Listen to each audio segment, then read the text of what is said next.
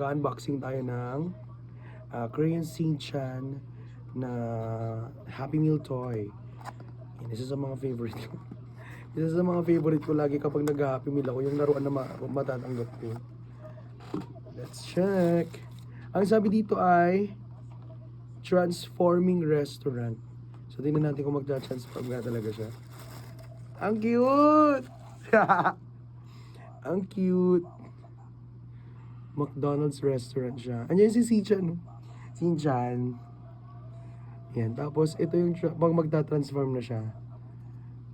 Oh, okay. Ayan na siya.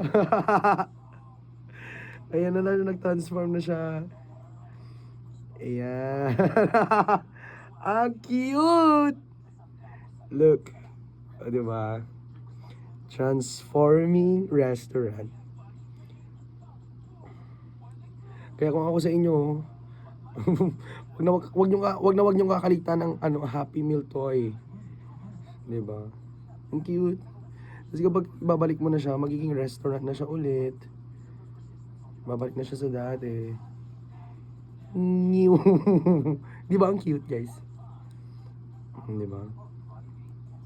Hey, healing my inner child.